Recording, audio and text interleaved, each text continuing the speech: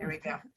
So thank you again for joining us. And without further ado, my name is Amanda Miller. Would you mind? Okay, gotcha. Oh, I'm going to mute anybody that's not supposed to speak. My name is Amanda Miller. I'm the executive director of the South King Tool Library. I am joined today by Lindsay Sperry, and yeah, we're just going to kind of discuss things as they go, and hopefully we'll have some good questions that come into your mind. You're welcome to put those in the chat. What I like to do is generally questions are answered in the next few slides. So as we come to a good breaking point, we'll review and see if there's any questions that didn't get answered, but feel free, we'll have a session at the end where we can have anybody that would like to unmute, and we won't record that bit. So I don't know what else I can say about the tool library. We have lots of tools, but you're going to find out what kind of tools, if you don't already know, during this presentation. So Lindsay, do you want to go ahead and introduce yourself? Sure. Thanks everyone for joining. My name is Lindsay Sperry. I'm with the Federal Way Police Department Crime Analysis and Crime Prevention Unit. I have been at the police department now for 14 years, and home security is obviously one of the biggest concerns for our residents. Somebody, I thought I heard somebody, biggest concerns for our residents. And one of the things that I think is most intimidating to a lot of our residents, not really knowing if they're doing the right thing or if they know what they should do, how do they do it, if they don't have tools, who should they hire? All of these things are wrapped up. And you know, as Amanda sort of spoke to with what happened in Texas with the schools, and when we see things like this, like these are the areas that are supposed to be safe, right? Our homes, our schools, our churches, our stores, you know, these are places that we should be able to go to and enjoy, and especially your home, feeling a place of safety and security. And so definitely just wanting to, as we go through this, as Amanda said, the slides are really like just kind of blippets of information. I'm not going to be a slide reader for the next hour and a half. But certainly anytime you have a question or a comment or something that you want to ask more of, like now is your opportunity and your time. This is for you. I want to make sure you get what you're hoping to get out of this, and that we're, you know, serving you and your needs. Just so you do know, and I'll say it up front, that a lot of these suggestions and come from a place of crime prevention, right? They're crime prevention suggestions. They're in crime prevention world, what would be our best case scenario? But that's not always realistic when it comes to your need for privacy, or maybe the kind of home that you live in, or where it's located. And so keep those things in mind. We can definitely talk, and anyone can reach out to me after this for very specific information about your home, your property. But some of it will be sort of generic overall. So if you hear a suggestion and think to yourself, well, there's no way that would work at my house, that's okay. You know, it's not everything is going to work for everybody. So just kind of keep that in mind, that these are suggestions, and go from there as you think about your own home and things. Are we ready for the next slide? Oh yeah. Okay, also, I would just add to that this is just I just really appreciate Lindsay working in, because we had some feedback, because I said, oh, you have some plants in there, but I happen to know one of those is an invasive species, and so I'm pretty proud that I actually could contribute something to this. So thank you for letting me do that. Yeah, definitely. And for those of you who are in, it's been really a cool experience, because generally, you know, I'm on the side of just giving the ideas, and it's really awesome to be able to pair with the tool library to like I'm giving you the ideas, but then they actually have the resources to help you get this done, which is incredible. It's not often, if ever, that I get to, tell you exactly what plants you should get and exactly what tools you can get for free, within our own community. So hopefully that you will all find the information and the resources really helpful.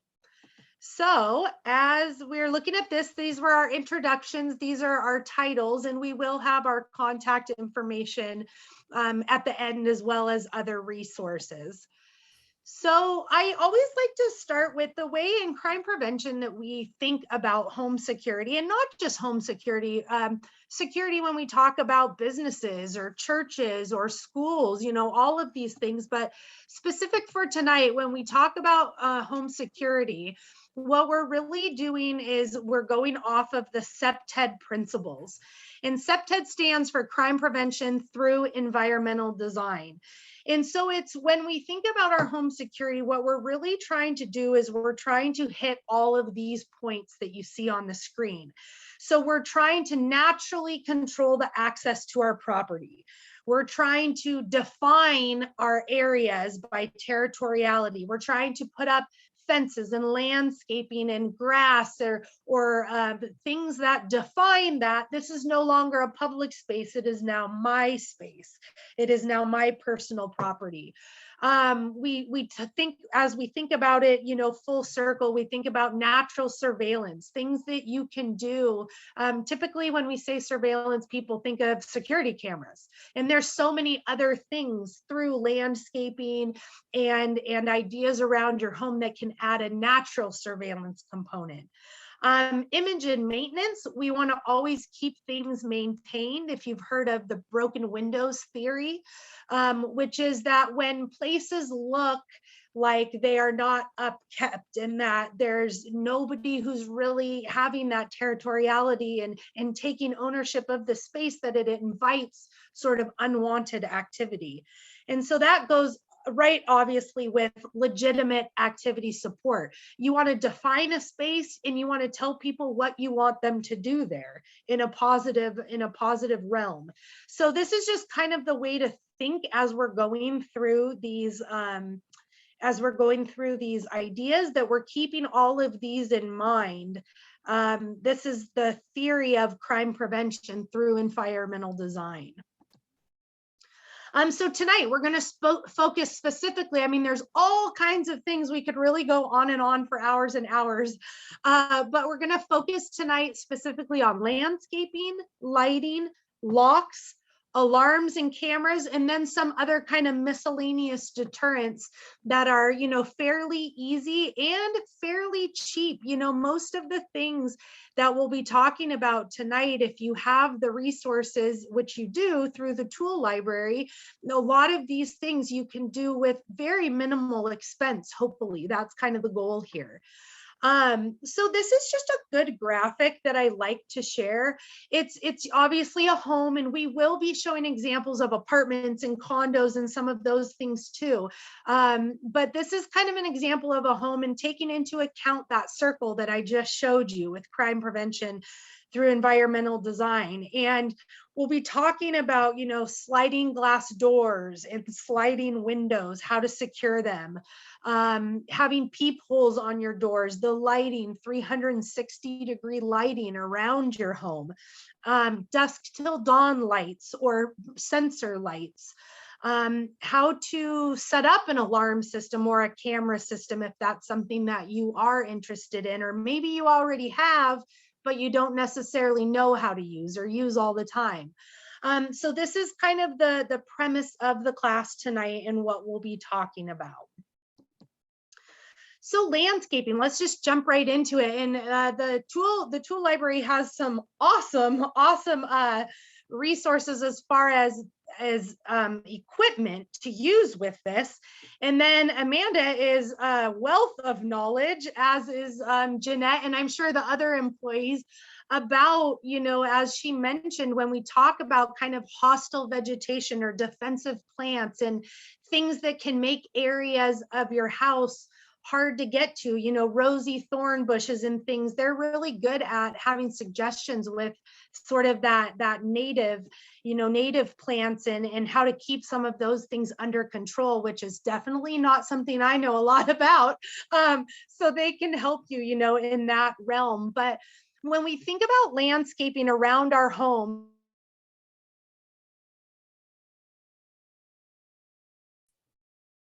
Uh-oh. Can everyone hear you? I just lost audio.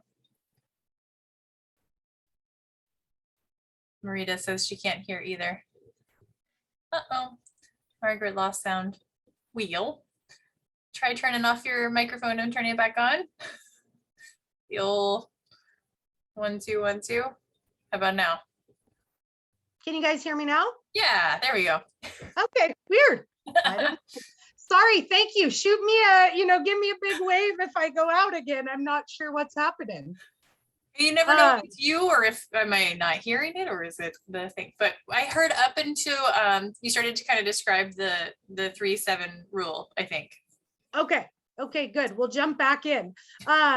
So when we talk about landscaping, I was saying, if you live in an apartment complex or a condo complex, or even in a neighborhood, different HOAs in property management or things might be in charge of the landscaping. So if this isn't something that you can actually affect change in, still listen and take these into consideration, because these are things that I can write and suggest to ownership and management, as well as you can take to them as best practices. So when we talk about natural surveillance and landscaping, we always like for people to go on the 3-7 rule, is what we call it, which is we want you to cut your trees in that sort of vegetation up to 7 feet. And we want you to cut down your bushes and lower foliage to 3 feet. And what especially around areas where people could conceal themselves, front doors, garage doors, back ground level windows, those sorts of things. And so what you're really trying to do is take away areas of concealment around areas of your home that people could easily enter.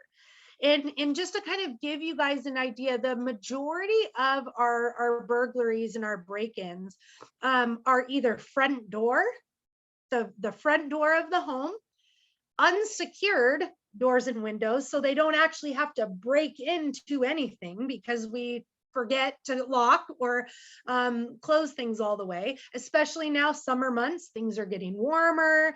People leave their sliding glass doors unlocked or their windows open, those sorts of things. And so front doors, unsecured doors and windows, and or rear sliders, kitchen windows, ground level windows, usually in the back of the home. So when we talk about this 3-7 rule, what we're trying to do is we're trying to, when somebody a possible suspect looks at your property, that they don't see a lot of areas where they could conceal themselves and where neighbors wouldn't be able to see. If they heard glass breaking or if they heard an alarm that they thought was going off, would they be able to see that somebody was at your front door trying to kick it in or in your backyard? And so again, this is one of those things, take with sort of a grain of salt, depending on, if you're like, no, I like that my neighbors can't see in my backyard. I totally understand that. And so you would maybe want to pick and choose this, theory a little bit different for your home. But it is a great kind of a standard to go by, that at least by your front door and any areas, kind of the second bullet, any areas that are around doors, lighting, and cameras. A lot of people invest in these systems of cameras, and then there's foliage that's blocking any footage that might come from it. And so really be mindful of that, be mindful of your landscaping, make sure things are cut down, make sure that they're cut up, make sure that you don't have a lot of blockage in those areas. And then we'll talk a little bit about the hostile vegetation as well. These kind of give you just some visual aids. And again, I'm not going to talk about each of the things, but when we talk about, defining a space, these are some ideas and some things you can do with landscaping. You create natural barriers. You can put in, if your HOA, if you live in one, if they allow it, those sorts of things, you can put in fencing, gates, lighting, create a definition between your property and the public space. That's the first deterrent to someone when they're looking at potentially victimizing your house or your business or your place of residence. So these are some real life examples of just how this comes into play. This is an apartment complex. Obviously you can see before, the foliage is kind of completely out of control. There's really no way. I mean, you don't even know there's like ground level windows there in the before picture. So certainly somebody could break into those very easily without being seen, even by a very busy street out in front of it. And then you can see on the after picture, when you bring those theories, the 3-7 into play, how much more natural surveillance this has. It's a harder target to get into when anyone driving along the street, could see in, and that's what you're trying to create, whether it's at, again, your home or your place of business, or even your place of worship, churches, schools, all of these apply. So again, another example of a home where, sort of the bushes around the front had just gotten a little overgrown, and how just paring those back and kind of getting them under control really creates much more of a natural surveillance and visual for passerbys and neighbors if someone were to be, coming up to your house or scoping your house out, those sorts of things. And then hostile vegetation. So this is one of the ones, and Amanda can totally chime in here, is she really helped me with the list of these. And I'm going to be fully honest with you guys. I have always been better at dusting my plants than watering and keeping things alive. Self-admittedly, I do not have a green thumb. I'm working on it. Hopefully, some of these classes will help me work on it. But these are some of the amazing plants that Amanda suggested that really are great for like ground level windows, creating barriers where, it's pretty hard to get to a ground level window and try to get in if there's juniper bushes or rose bushes all underneath. We don't tend to see that criminals go to those windows when there's these kind of deterrents. So these are just some ideas. I'll let Amanda chime in if you wanted to say anything about some of these. Yeah, well, and when it comes to landscaping, you really want to keep certain plants a certain distance away from your house, because their root systems can be very impactful to not just your foundation, where we think of, trees naturally, but even your lines, your electrical, your water, your sewer, whatever might be happening there. So like I was saying, Lindsay had some really great suggestions that were, almost like abrasive, right? You want to think thorny, you kind of want to think inhospitable. And really woody things are also good, but then woody things can turn into very massive things as well. So most of these are native species to our region. And I've had a few people that at the library, we talk all the time about, control of certain weeds and things. Blackberries, people love them because they're a deterrent and barrier, but hate them because they're highly invasive and will get everywhere. So I always like to throw out, there's salmonberry, huckleberry, thimbleberry, blueberries end up being a bush, but a lot of these vining, raspberries is another one. Vining berries do have thorns. They are, again, have really similar principles, but they're not as highly competitive as the blackberries. And then ferns are a lovely natural plant that is edible, and also just can become quite a bush, just depending on your lighting situations and what you value in your home, what other things that you want to bring in as far as pollinators. Just good to keep all of that in mind as you're planning your or replanning or adjusting your landscaping efforts there. So I won't keep talking, but yeah, if you have any questions about that, reach out.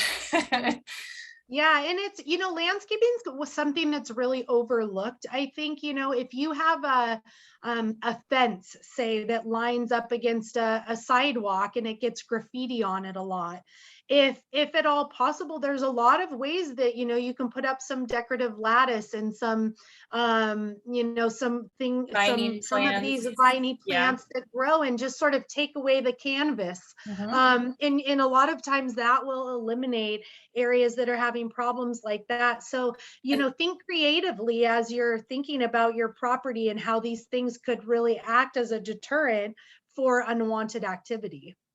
It's like you've been to my neighborhood, Lindsay. Like that's exactly what happened to my next door neighbor. And it's a lot of those are proclivity to gang activity. And the best thing we can do is to get them down as soon as possible. So really building in, like you said, trying to prevent that even from happening. Yeah. Yes. And then these are a list, again, this is Amanda's, as she was thinking about these and seeing these things, came up with a list of things that are available to check out for free with the tool library. Looking at those hedges that were too tall, I was like, we have some nice hedges with a sweep that would just clean those right off in one action there. But sometimes things are bigger than you anticipate and you need certain things. So I wanted to make sure to point out some of the things people don't expect us to have, like a farm jack and chainsaws and weed wrenches were given to us by King County Noxious Weeds. So yeah, I recognize some of the names on here. You guys know or getting familiar with what we have, but definitely if you're not in the region, if you're not in the area, check with your local tool library to see what they have available to make your life and approach to landscaping easier. Yeah, and I think it's, it's such an asset to have something like this because, a lot of times when people are renting. You get frozen? Oh no, you got frozen. Is it me? Anybody else? I don't know. Can you say something, Lindsay? Can you hear me? There you go. All right. Okay, am I You back? froze right as you were saying how great we were, which we were, but no. If people are renting, I think you were getting after, like, people are renting or moving, Yeah, so a lot of transitioning. times, yeah, we hear this where homeowners expect the renters to keep up on the landscaping and that of the home, but renters are like, I'm not going to invest in all of these, landscaping tools and things. And so this is, it's just such an asset to have something like this where you don't have to go pay and rent them. Am I going out again? No, you were there. I'm just, Oh, okay. This is not yes, this is an hour-long commercial for the tool library, but no. Yeah. It's really great. I'm just saying it's really great for people to have this because without this, a lot of these things seem sort of unattainable to do. So next, moving up, I guess we can pause there. Are there any questions about sort of the landscaping specific items? I haven't seen anybody put anything in the chat, but Okay. you're welcome to unmute if you wanted to jump in. So, and we can go on, and if anybody comes up with something, feel free to put it into the chat or hold on to it till a little later. okay, great. So we'll move on to lighting. Lighting is a huge one. Lighting is, we say in crime prevention, it's the #1 deterrent of crime. Most people who commit crimes don't want to get caught. It's less likely that you'll get caught if you're not seen, right? And so although we all see video of these very brazen people who do things on camera in the middle of the day, so those things happen.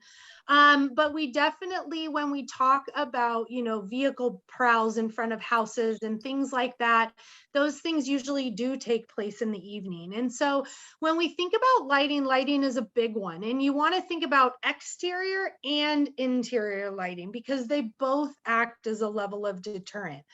When you think of the exterior of where you live, you want to make sure that there is 360-degree lighting. So oftentimes people do a really great job of having their front well lit and their back is like pitch black dark. Or they might have really great bright lights right by their front door, but there's no lights anywhere else around the home. And so you really want to look at your home in times of darkness, drive up to your home when it's dark and look. Does it look like it's inhabited? Does it look like there's areas that somebody could easily conceal themselves? And if there are those dark spots, you want to try to fill them with light. You want to try to take away the areas of darkness. And nowadays, it's really so easy with a lot of these dusk till dawn fixtures or even bulbs that you can put in existing light fixtures, excuse me, you can put the bulbs in the already existing light fixtures. And that when areas and times of day when it starts to get dark, they automatically come on.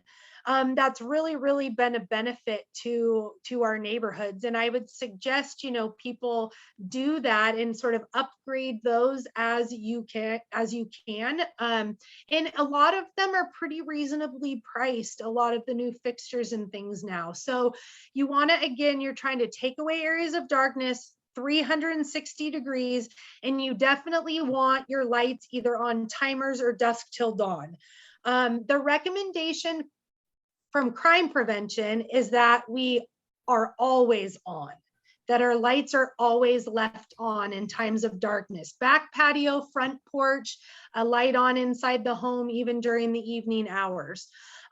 If that's not possible, then yes, a motion sensor is great. And motion sensors are great in certain areas of a property too. Let's say you have a side of a house that doesn't have any windows, like my house, for instance. We have one side that has no windows, and it actually tucks pretty far back there. And if somebody was over there, we would just have absolutely no idea. So we did put a motion sensor over there. That way, if that goes off and it triggers, we know something or someone is over there and to go check it out. Maybe behind sheds in a backyard or those sorts of things. But if you're talking about your main lighting, like by garages or porches, we would really rather that be always on 24 hours a day. I thought of something with my environmental hat, and that was that there's a lot of wow, solar panels, solar powered lights are much more advanced than they used to be, and even when it's not sunny, they will charge and keep a charge. I have a couple of motion sensor solar powered lights in my yard, and they have worked for years now. So just a shout out to using less energy.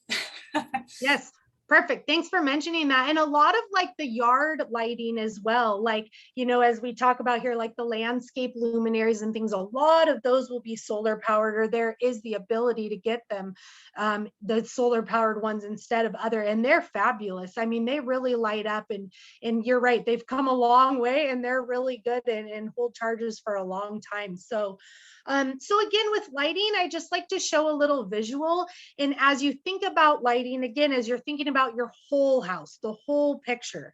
So driveways, parking areas, motion sensor for like driveways, backyards, entryways, decks, patios, maybe not areas that you feel like need to be lit 24 hours a day. Those motion sensors can be really good. Mounted luminaries, obviously entrances and the perimeter of your house, we really like those. Landscaping luminaries, the ground, flower beds, paths, trails, walkways. This happens to be a picture of a house. I'll show you a picture next of an apartment complex, but that really should come into play in multifamily living, condos, townhouses, apartments. We should definitely be having the paths, trails, and walkways, staircases very well lit for everybody who's on those properties. And recessed lights are a great way to do it.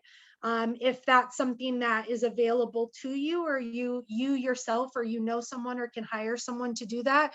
Recessed lightings, just take away some of the ability of a criminal or a suspect to cut power lines, those sorts of things.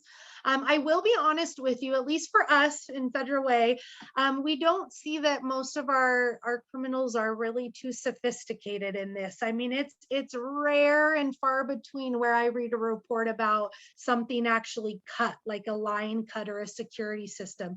Most of the time, they're opportunists and they're looking for the easiest and the quickest opportunity. And so by landscaping and doing some of these lighting things, you're diminishing that opportunity, and you're also increasing the amount of time it would take them. And so that's really kind of the goal as we're going through these things, to be thinking in your head that, you know, at the end of the day, if somebody's going to break in, they're going to break in. I mean, we can't really do anything to stop someone for smashing a window wide open, right? But there's all these things that we can do leading it up to it to make it so that it's less of a deterrent, and that it would take them more time to do that. And then if they did do that, that you'd have a lot of this natural surveillance that would allow neighbors, your alarm company, your cameras to catch this and to go off and scare the intruder away. So as we move from exterior lighting and those sorts of thoughts, then we also think about our interior lighting. And really, when interior lighting, what comes into play is you're trying to create the illusion of occupancy. So for the most part, again, generally speaking, most of our burglars don't want a house that's occupied. Most of them just want in and out and to get things. That's not to say we all know that the other does happen.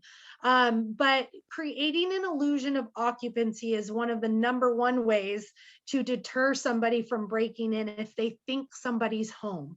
So leaving interior lights on, again, putting them on timers, rotating which lights go on and off, radios, TVs, you know, just having a change of some noise in there. You know, a lot of our burglars will knock on a front door first, almost always, because they want to see if anybody's home. And so if you are home, you want to acknowledge that you heard that knock on the door. We're not saying open the front door for somebody, but you want to acknowledge by going to the door, going to a window through the peephole and saying, you know, what would you like? No, thank you, I'm not interested, or whatever it may be. But acknowledge to the person on the outside of the house that somebody is home inside the house. Night lighting, keeping a light on, again, rotating the sound, the lights, your blinds, you know, having your blinds partially open, closed. You don't want it to be just such a clear picture like, man, nobody is home at that house. That's what you're trying to eliminate with your interior lighting.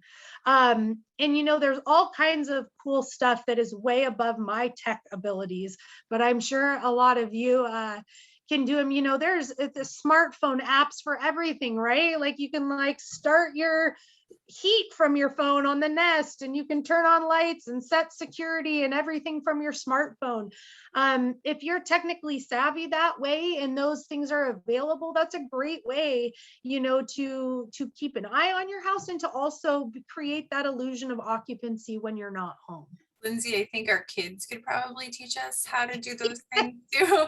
You know, smart plugs is kind of what you're getting at there. There's also like the smart speakers that a lot of folks have, where you have the ability to speak through them. I know personally, I have encountered a situation where I see someone on a camera and you can speak through the camera, and boy, they move fast when they know they're being watched and there's something that they're not supposed to be doing. So even if you don't actually, the police are on their way, even if you haven't even called the police, or, you know, you're trespassing, the police have been notified, or, you know, can I help you? We don't, you know, we don't answer the door for solicitors, or whatever the case is. But yeah, I think a lot of people really hesitate giving confirmation or voice, you know, verification, especially women, because then you are perceived as a potential target. but when you are empowered, you can pretend you're a dude. You know, sorry, nobody, you know, just things like that. It's amazing technologically. And like I said, my 8-year-old probably knows more than I do about how to use all those things. So Yeah. Yeah. And that's definitely something, as we talk about people coming to the door and acknowledging that you're home, I do want to share too, that when you're in your home, you really should have your doors locked. I mean, they should really be locked at all times. And so you should have the door locked, and you should always have a phone or something that you can call for help if need be right away. And so when I'm saying to acknowledge that somebody's at the door, that your front door, doors that anybody could access from the outside, they should always be locked when you're home and when you're inside. Otherwise, literally, somebody could just open your front door, like I talked about earlier, and then these burglaries, they're unsecure homes or areas. And so put that first level of deterrent up just by locking even when you're home. A lot of people are careful about doing it when they're not, but they don't lock the front door when they are home. And so that's just something to keep in mind as well. And that way you are alerted before somebody has access to your home, whether that's via technology or you're physically there in your home. So this is a picture of an apartment complex. This is kind of what we were talking about with if you live in a condo complex or townhouse or apartment living, that this is the goal of what a good property should look like with SEPTED. The pathways are well lit. A lot of the units have lights on. You can see patio lights down there at the bottom by some of the sliders that are on and well lit. The parking areas are well lit. This looks like a very safe place to be walking, as opposed to, no lights on in the units, the pathways not lit, the landscaping if it were to be overgrown. So these are really, the idea as you're thinking about the landscaping and lighting and how it all works together of creating this natural surveillance of your property and an uninviting space to commit a crime, an uninviting space, a space that says, if you're here, you're going to be seen. And that's really what you want to start the deterrent process. Here's a picture of a house just kind of before lighting, security sort of lighting was installed, and then this is the after. Again, these some of these things will come into play about light pollution, and if you have a neighbor on a certain side of your house and their living room is over there, they're not going to appreciate a floodlight that's going right into their home, and those sorts of things. But if you can, even landscaping lighting, as you see down below, like lighting up by the tree, the second picture, the after picture, is a much more uninviting space for a criminal or criminal activity to occur than the top one that sort of says, it looks like no one's home. If I go up there, I'm not going to be seen. And that's really not much of a deterrent. That top house looks like a fairly easy target, and that somebody's likely not home, whereas the bottom house has a very different feel when you look at it, when in fact the only change is the lighting. So it just shows you what a big difference that does make. And then Amanda has some tools that could definitely be used in creating some of these extra lighting. yeah, I was just messaging that there was a question about any kinds of lights that we would recommend, brands or anything. And I don't really have any brands that I recommend. I can share what I have at my house. It was not the bottom of the barrel. It wasn't the top of the barrel. I think my shed was broken into 3 times before we finally got lighting. We did a whole bunch of different things, but the point being, solar powered lights or whatever it is, do have to have a sun resource. So you might have to climb onto your roof to be able to put the solar panel to run it down, or you might have to position them in a place where the sun could get to them to charge them. But also, battery powered lights that are on timers are options, as well as, hardwired elements there, because we do have some of the tools to be able to empower you to do those things. That said, it's not always safe for people to do that. You definitely want to make sure you're having your utilities marked before you put any holes in or drill into your walls, even external walls. If you're not sure where your cable and power and things run, you want to make sure that that's not, you know, a big factor in what you're adding on. So things like a multimeter and some of the electronic sensors could help, you know, prevent that issue. And then definitely, you know, want to be safe when you're up in high areas. So talk to us at length about maybe what the best options are to do those things. And again, things that you might not expect for us to have. People have been surprised that we have ladders. So, but you know, there's always the possibility that you in certain spaces need to put in, you know, a large pole or something in the corner of your lot to be able to illuminate things. And you never know really what kind of projects begin when you start thinking about adding on these lights. Definitely want to keep your neighbors in mind though, because you don't need to be that guy and you know, dog poop flung over the fence or any of that. So that's my other suggestion. Yes, we're not trying to get neighbor disputes happening here. Yeah. Certainly not. So any questions? We're going to move on to locks and locking devices. Any questions about any additional questions about the lighting? I don't see anything in the chat, but if anybody has anything, feel free to jump in and ask a question. You know, lighting is one that I would certainly say that I think a lot of people are very intimidated by.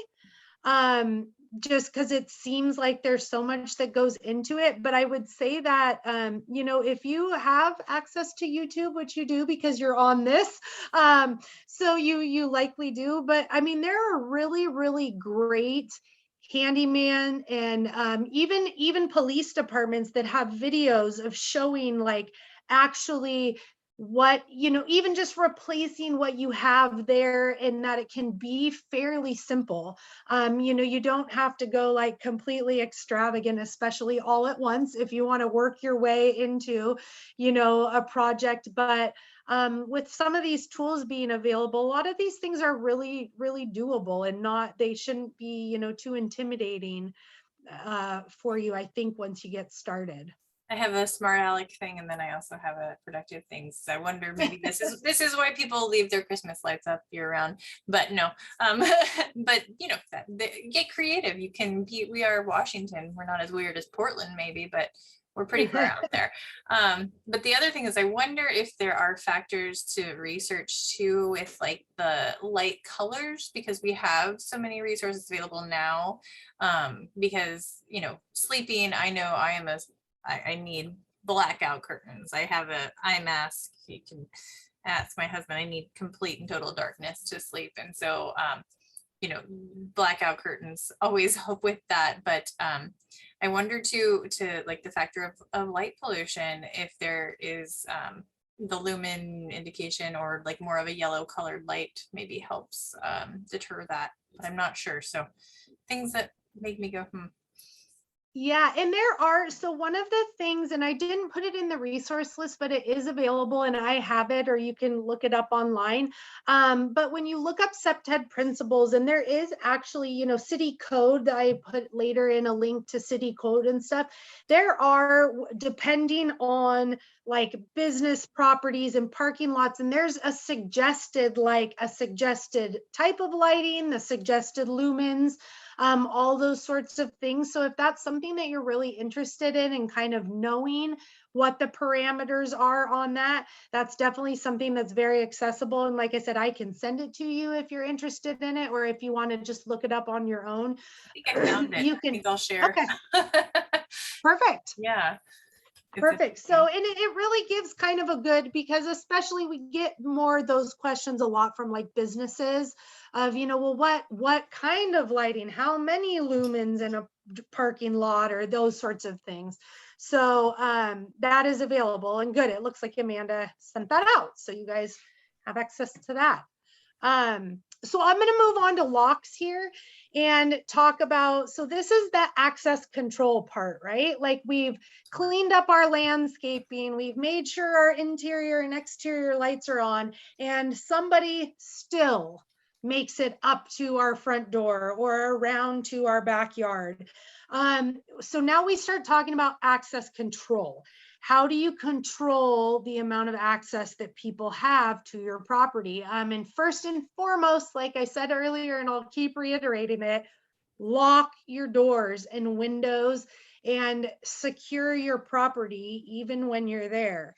But when one of the biggest things, I told you, one of the biggest areas that's broken into is a front door. Just a front door. And so when we talk about deadbolts are huge. Most of our homes, when they were built and how they were built with just a really cheap, not very good screws into the striker plate, cheap deadbolt that's put on the front door. And people really have this misnomer that like, well, I have a deadbolt, like just by the phrase deadbolt, it's secure. And that's just not the case.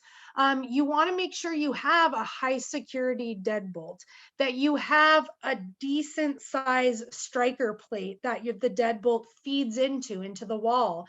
And most importantly, that striker plate, that it has screws that go into the wall board, not just 1/2 inch screws that sit in the empty door frame.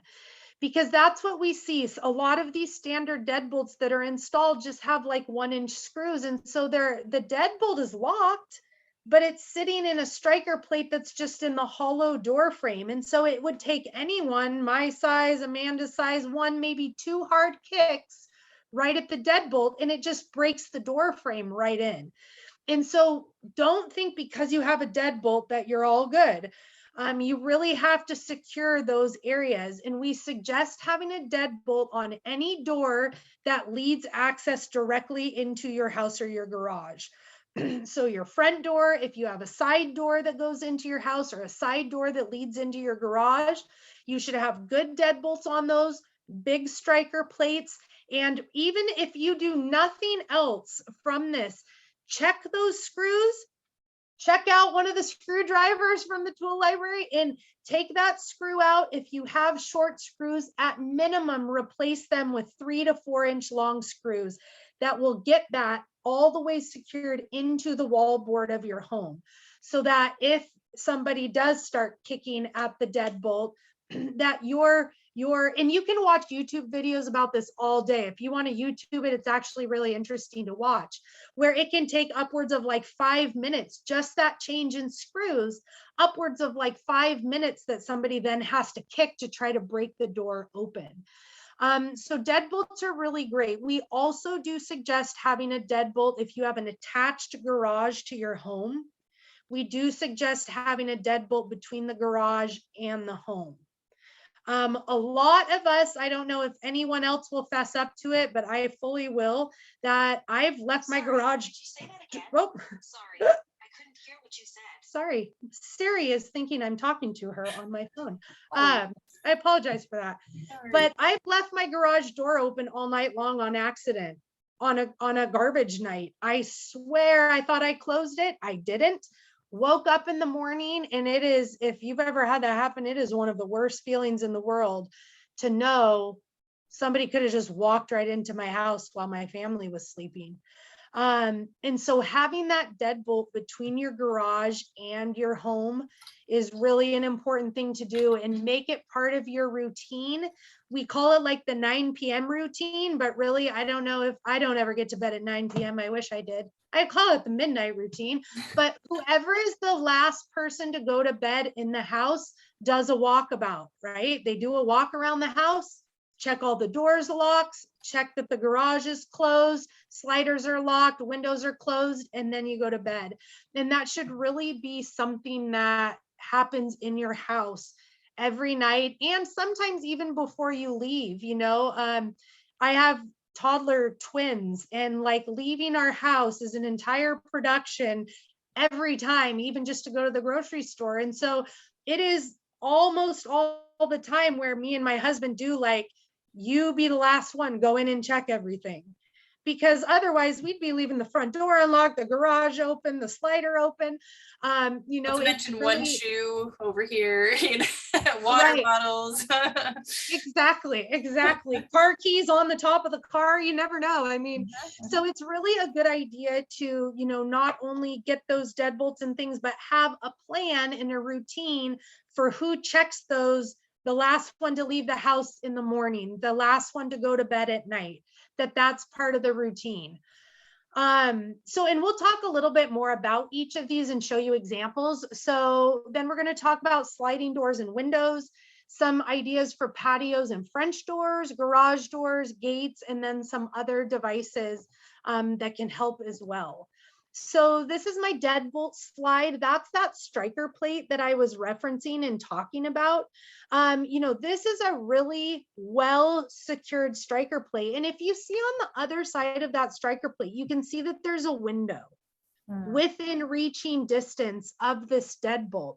And so what happened here possibly on this is that if you don't have the ability to have 4-inch screws that go all the way into wallboard because you have a window there or something of that nature, then you get the security by adding the length of the striker plate like this, as well as having additional screws in it. And so that's one way to help secure when you have maybe a window that's within where you can't use those longer screws to get into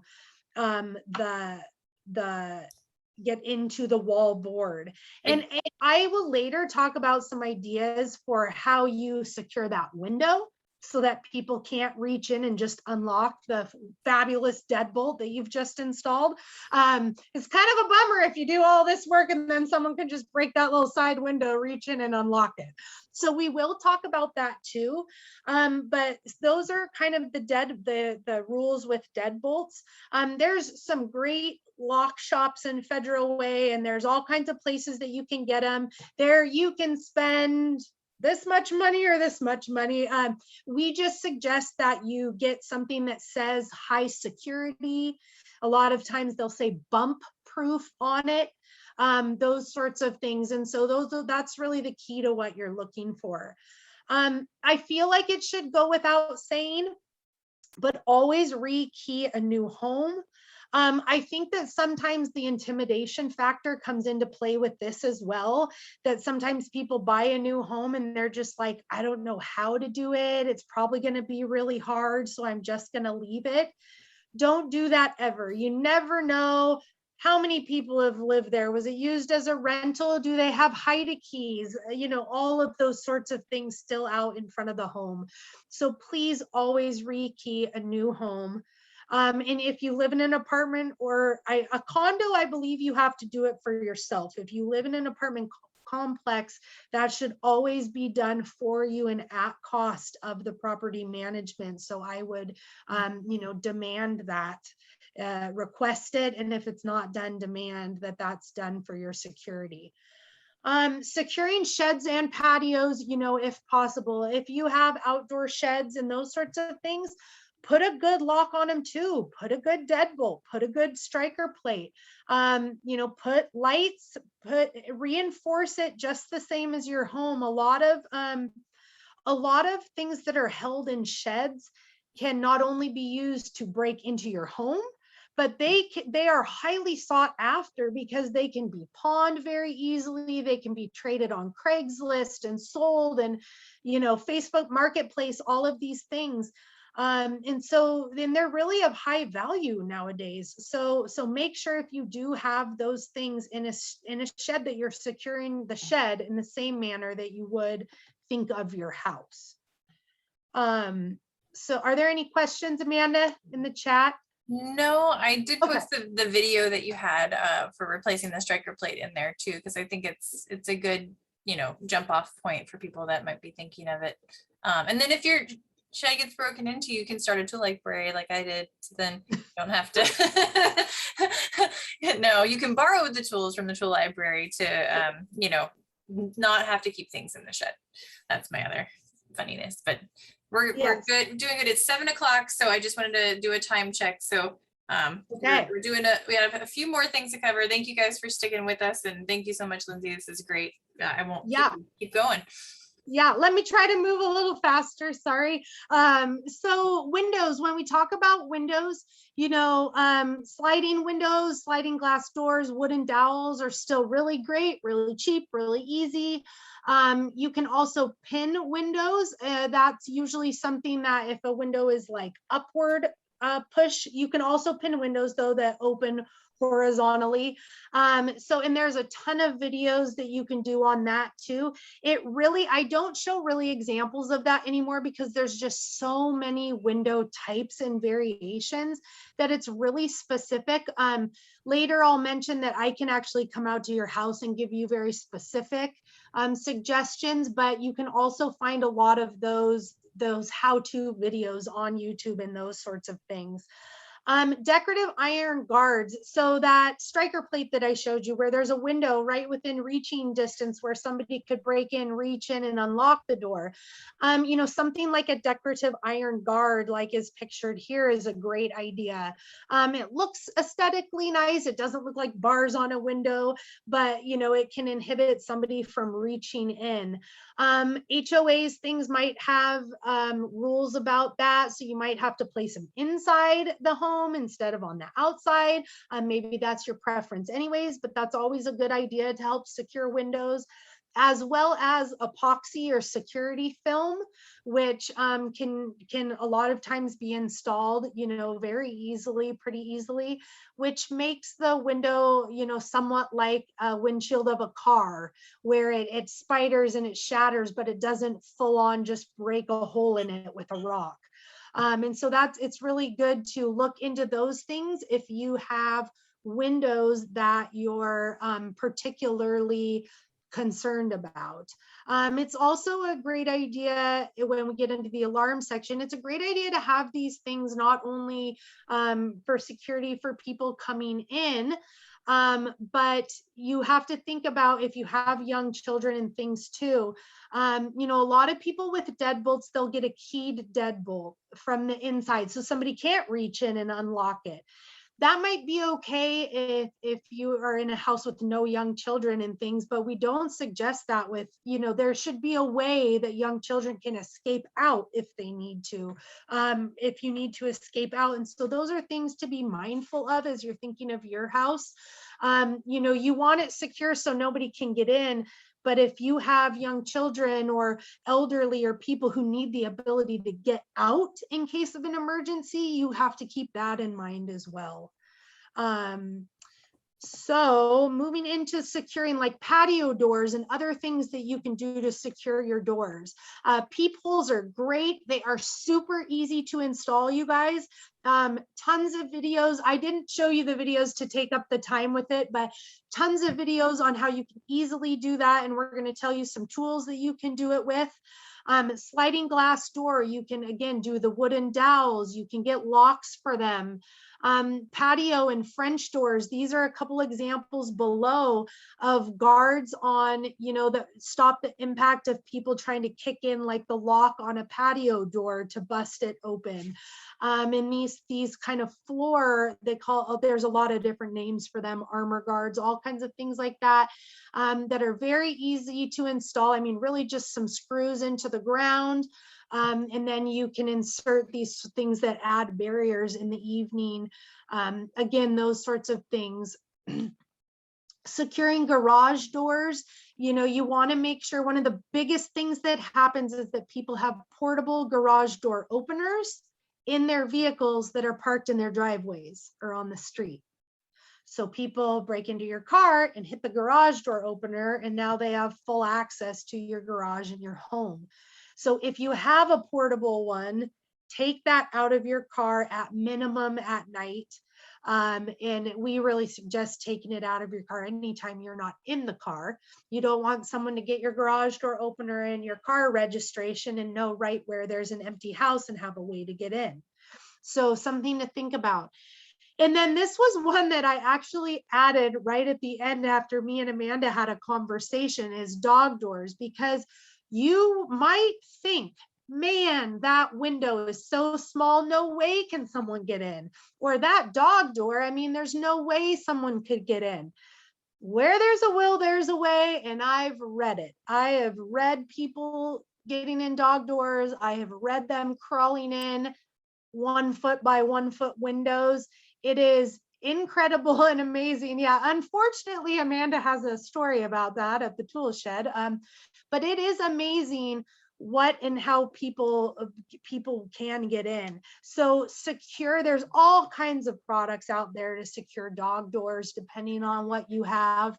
Definitely it's something to think about though as you're securing, especially like if you're going out of town. I understand you're like, well, the dog door has a purpose, right? So the dog can get in and out. So you can't secure it all the time and close it off. But at least at minimum, if you're going on vacation or something like that, a way to secure that is a good idea. Did I see a question come up or? Oh, I think Camera- Mark just oh, had a remark that camera drones inside the pet doors. But yes, we can attest at the tool library to our tiny windows have been perpetrated with openings that were less than 1 foot by 2 foot opening, which were also 15 feet off the ground. Some ninja warrior thieves. I figured they could do something better if they are that agile and thin, but I don't know. Totally, and obviously creative and resourceful. So if they put that to some good, they could really go far. Check out some tools and start a business. I mean, if they're but True. So yeah, think about the things that you might not, like, oh, you've never thought about the dog door before. Those are good things to think about. So as we move into fencing and gates, one of the main things I would say is that, this is an area that's definitely going to be your own personal privacy versus security. Security says that we would like a gate that looks like the one on the right, that, wrought iron, something that somebody could see through. Chain link isn't great because people cut through them all the time. But something, like on the right-hand side where a person can't fit through it, they would have to crawl over it. It's not easily broken. It's easily visible, like I said, to the property. But then that again goes with your privacy, right? Like my backyard is our privacy area. That's where we like to be and we don't want everybody to see. So that wouldn't really work. And again, gates and fencing can often be dictated by if you do live within an HOA or even city code if you live certain places. Like city code says that you won't put up barbed wire.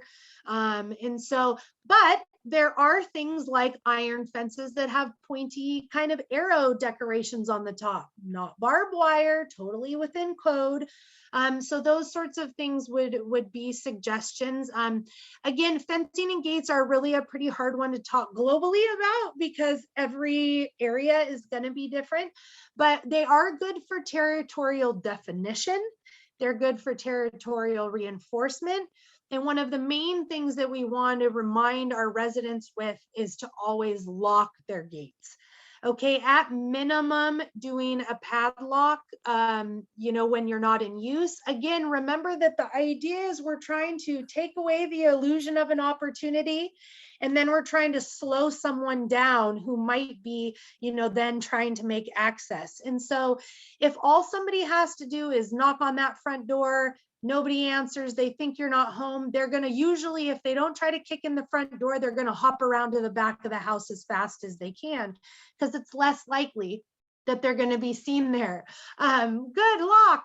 Lock like this, not like this. So Yes. I think this is something, again, I learned in my experience with not so great people, but not socializing with them, being violated by them, but the fact that these locks or any lock that has a longer extension, it just has the ability to be cut a lot more readily than something like this where you can't really get the tool to get into to cut those. So I just happen to have a giant bag of locks next to me. So So that's great. Yeah. And again, so we're trying to, cause a deterrent, to take time to slow them down. So they can't just go around the side of the house if there's a gate and if there's a fence, and a gate and it's locked. Now their options are more limited, right? They're going to have to cut the lock. They're going to have to crawl over the gate. All of these things are causing time, and the more of an ability that somebody's going to see something and think, well, that looks weird. There's all kinds of, again, locking mechanisms and things that you can do to fences and gates. A cheap, easy, recycled one, it's what we did on our gate, is about halfway down our gate. My husband just took a couple pieces of wood and made like a little cradle, and then we put a big 2x4 that goes right across it. So there's nowhere you can reach over and unlock. You can't really break it open. They'd have to actually like break it on the outsides or take the hinges off. It's like the castle drawbridge. Yeah, I like that. That's exactly right. That's what happens, when you're like the first night in your house and it's 9 o'clock at night and you realize nothing's secure in the backyard. And you're a crime prevention specialist and you're like, you're a crime prevention specialist. Can you imagine being married to me? Lucky guy. That's what he got to do first night in the house. But so there's all of those, it doesn't have to be expensive. It doesn't have to be hard. You're just, again, trying to add those deterrents so that it's taking somebody time and lessening the opportunity that they're going to get in where they want to be, which is not seen as well. So here are a bunch of tools available to help with the peepholes, deadbolts, striker plates, any kind of fencing ladder things that you might need. Anything to add there? Yeah, no, whole saw kits are something that are pretty popular because that is something that you will use exactly the time that you need it and probably no more, no less. So we check a lot of those out. And then I put shop vac on here, as well as thinking of how you're installing things and, evidence of what you've done is a big indicator for thievery. So cleaning up as you're doing things might help prevent even issues there. So plus I've seen shop vacs used to help dig holes if you're adding a corner to your fence or something like that. So you can kind of get creative. Use our shop vacs. We have a bunch of them. So instead of taking up all the space in your garage, to keep one that you won't use very often. So yeah, because they are big. They do take up a lot of the space. So we have big ones and we have little ones, but and they're wet dry a lot of times. But if you're, even if you're a homeowner, you still, that space all day in your garage, whether it's a lot or a little, don't necessarily need to keep it. But yeah, I love this part too. Okay, so yeah, moving on to alarms, and I know I'm watching the time, so we're gonna try to cruise through. Again, alarms are a very, very hard one to just globally give suggestions about because every house is set up so differently. So some of the global universal precautions and suggestions we can give is, first of all, set it. If you have one, use it, set it. Don't set it just when you're away for 2 weeks on vacation. Set it when you go to the grocery store. Set it when you go on your walk in the morning. I can't tell you how many times we go to burglary reports and people have alarms. They just didn't set them because they were running a quick errand or just going to be gone a short amount of time. I mean, it's even a good idea, obviously not if you have motion sensors in your house, but if you just have some perimeter alarms, to set those while you're home. I mean, it's just a good idea. If you have the alarm, use it and set it. Alarms are going to be, again, very specific to your home. Should you get motion sensors? Should you get door activated? Should you get glass break? What all should you get? It's, again, something that I can, if you live in Federal Way, I can come out and give you a security survey. And some things to think about, are you probably don't need every window to have a glass break motion sensor. You probably don't need every door to have an alarm to it. Think about the areas that are most susceptible. think about the way that your layout of your house is set up. My house, for instance, if you walk in, it's sort of all one level. There's like a drop down, but it's sort of all one level, and then there's the upstairs. No matter where someone broke in on my ground level, they'd be walking into one big generic room. And so what we've done is just ran a motion sensor that goes along the back wall of that room and along the front wall of that room. So no matter what of the, I don't have 20 windows, but let's just say no matter what of the 20 windows on the back wall they broke, as soon as they break the barrier, the plane is when the alarm is going to go off with the motion sensor. And so I don't need to invest in a motion alarm or an alarm on every single one of those windows when it can easily be done that way because of the layout. So again, we can give suggestions specific to your home if that's something that you want. But at minimum, these magnetic door and window alarms are really awesome, really cheap, really easy to install. And they're a great way to just know. Amanda's showing you one right there.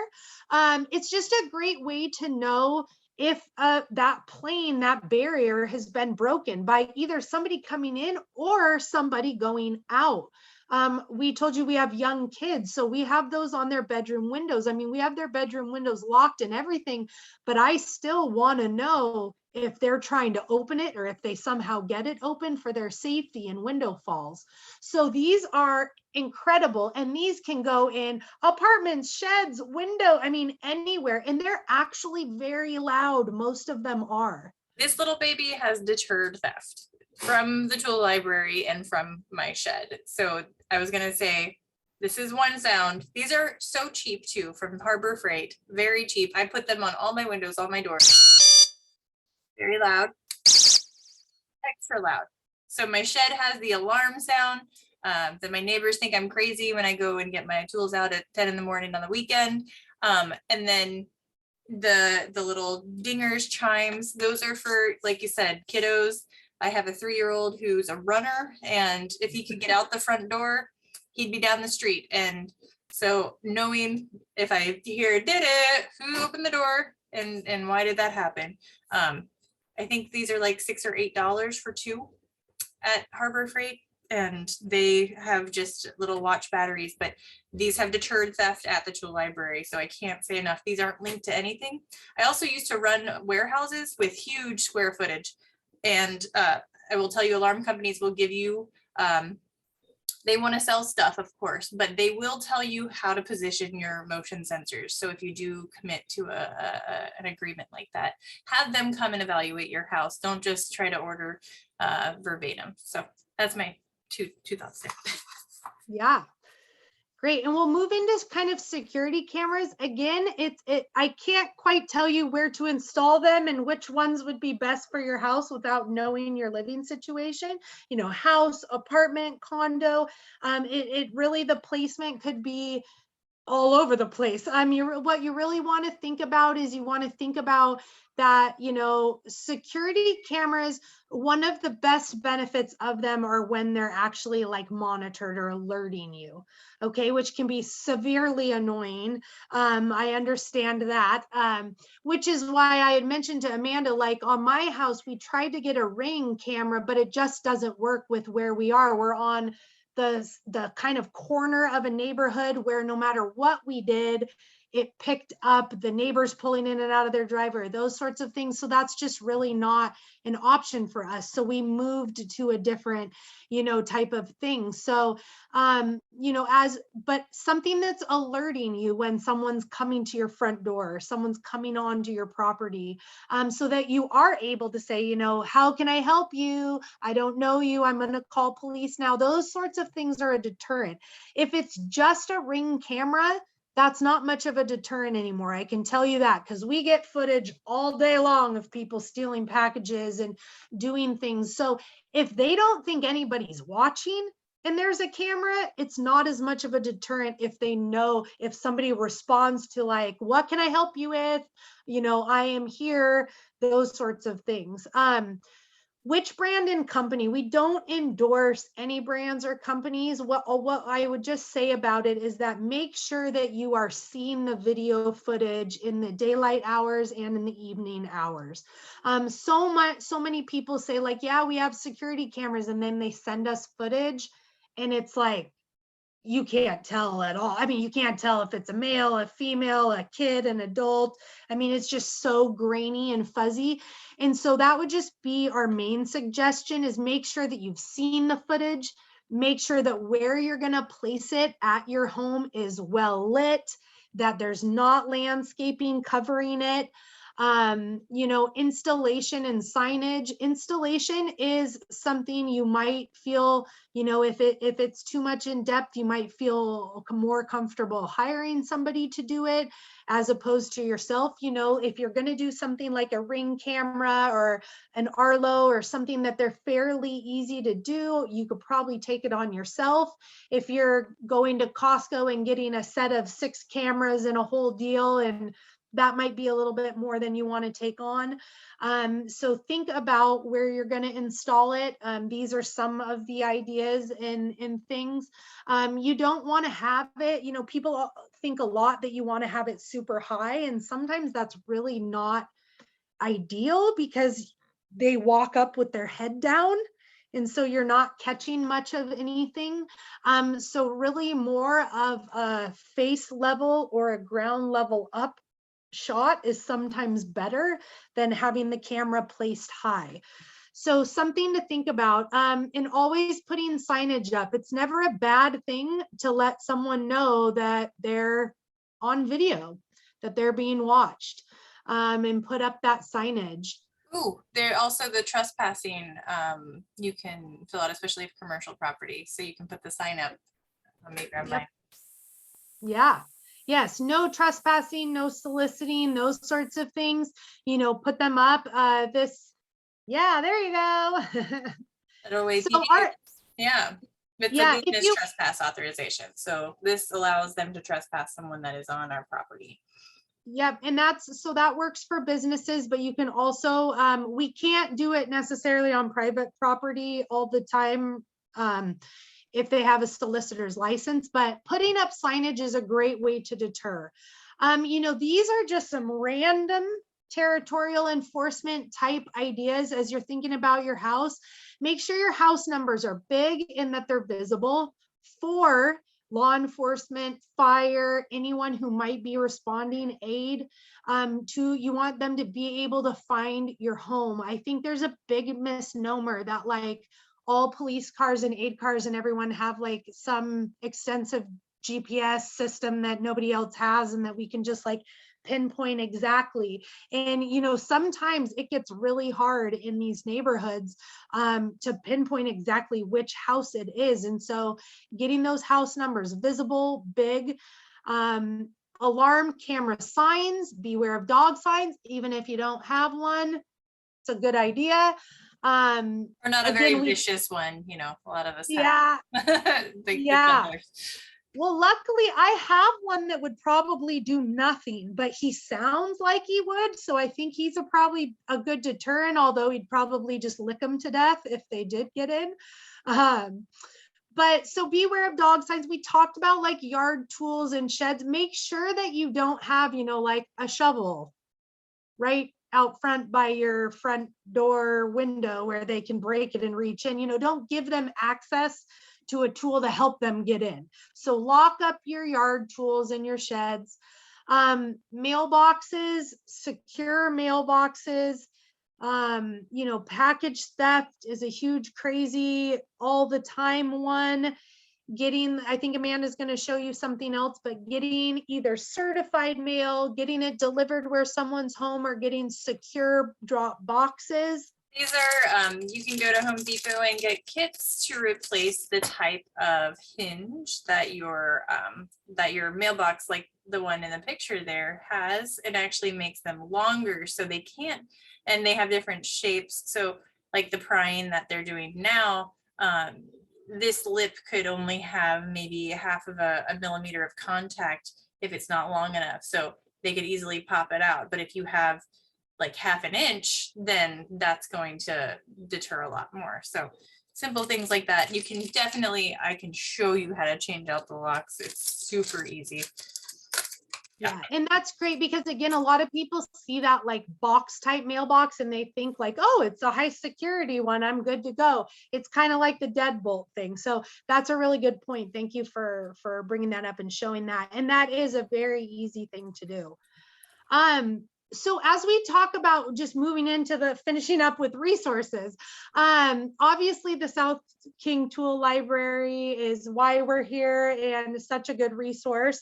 If you are watching this and you're out of the area, you know, Amanda put a link there to other local, to find local tool library locations.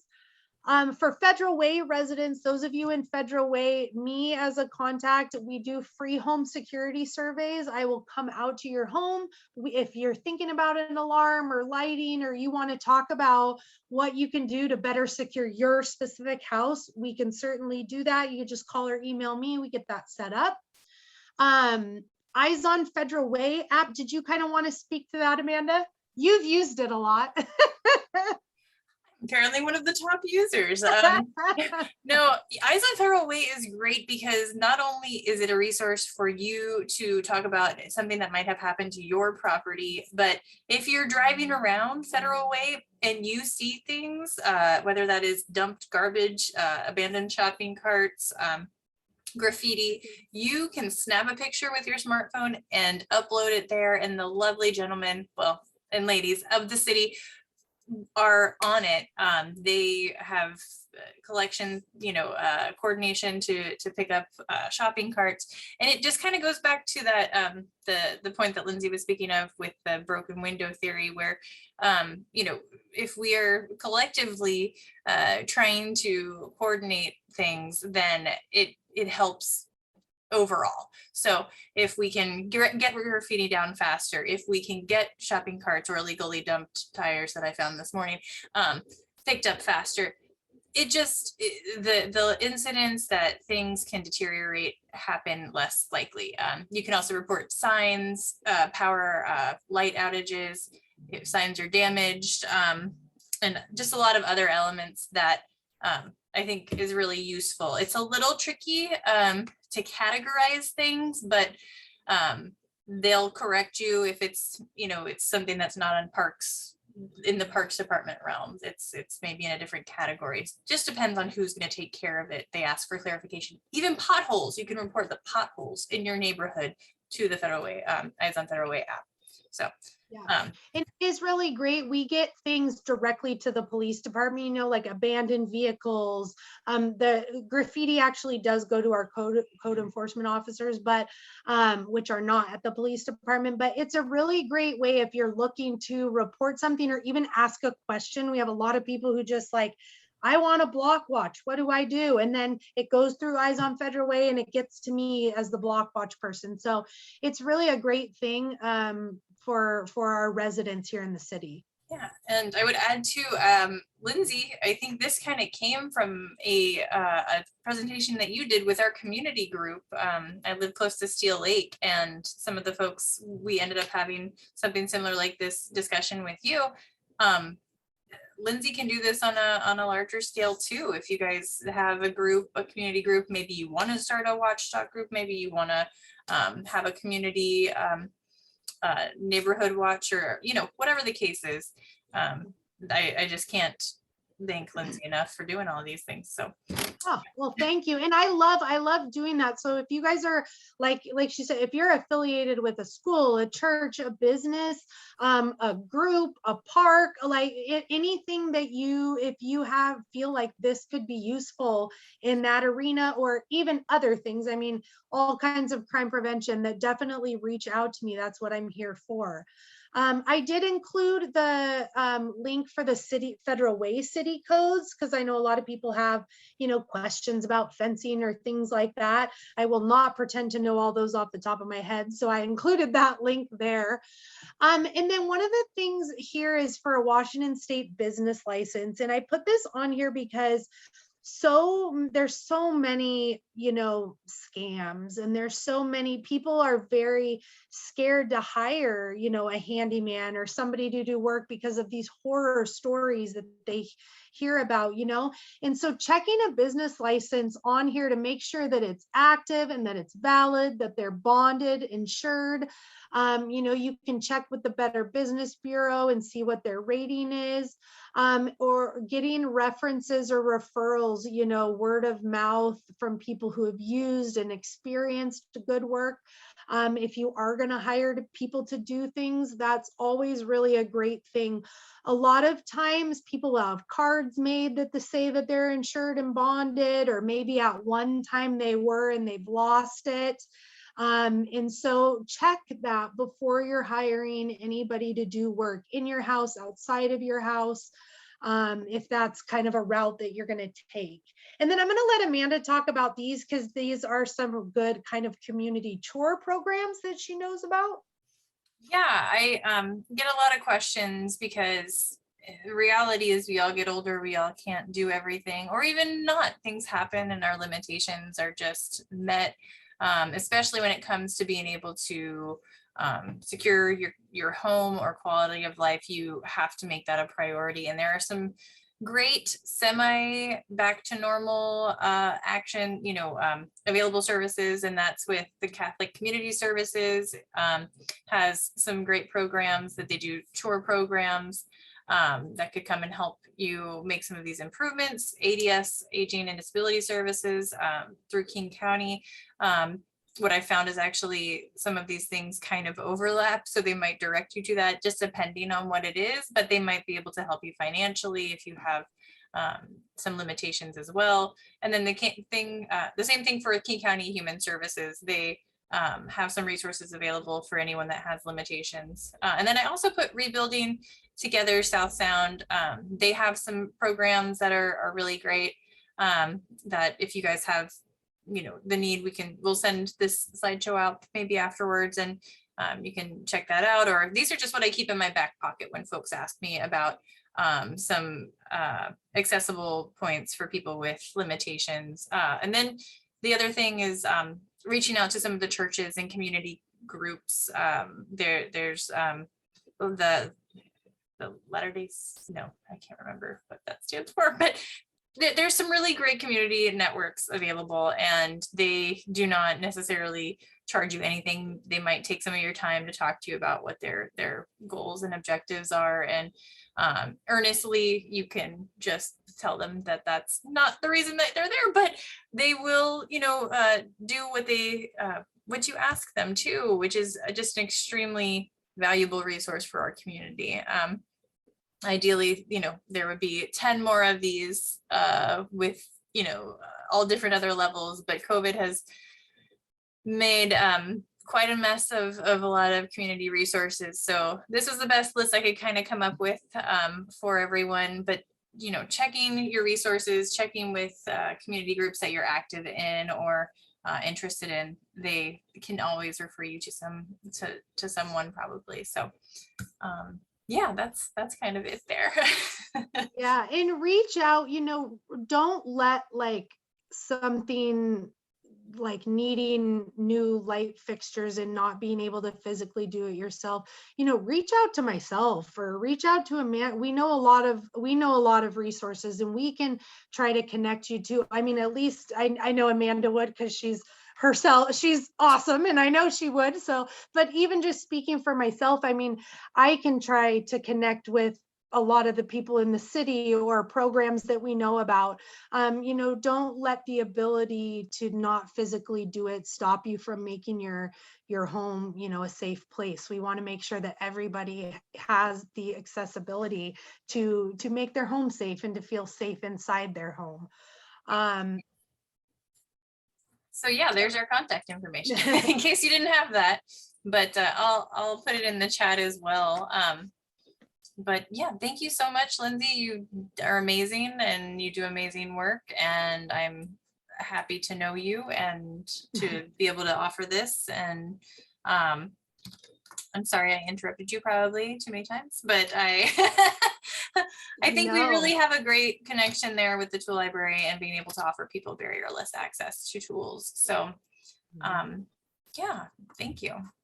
Yeah, thank you. And this was really the tool library's idea, and I'm so happy to jump on board. This has been really fun, really awesome. And I hope that those of you, thank you, those of you who stuck with us. We're 5 minutes over, I know, but stuck with us the whole time. And I hope that, you gleaned something that, you don't maybe take it all. It might not all work for you, but you got some maybe little golden nuggets of things that you can at least start with to do.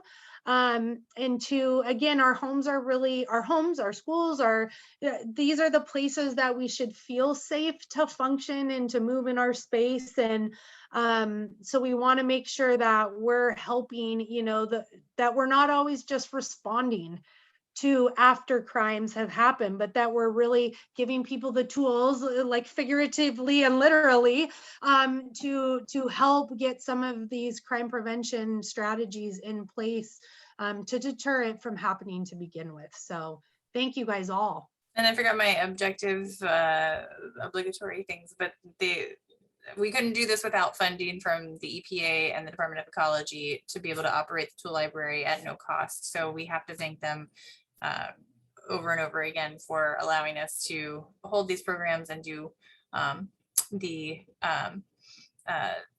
tool checkout that we can't do. So thank you guys. I'm going to go ahead and stop recording. That way, if anyone has any questions, they can